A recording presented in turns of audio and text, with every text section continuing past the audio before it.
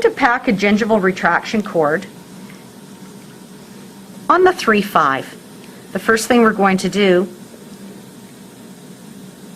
is retract the tissue with a cotton roll. We're going to use a 0N cord. We're going to place the cord on the buccal side of the tooth, and we're going to pack it in a clockwise motion. We're going to start at the distal and work around to the mesial. Starting at the very end of the cord,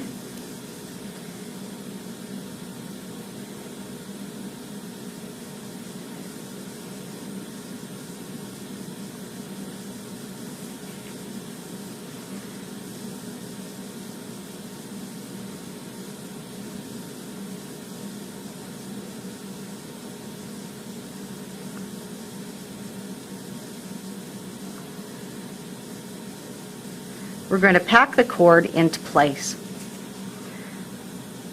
Once the cord is packed the entire length of the buccal surface, we would leave the cord to sit for 5 to 7 minutes. Notice the blanching of the tissues from the cord being in place.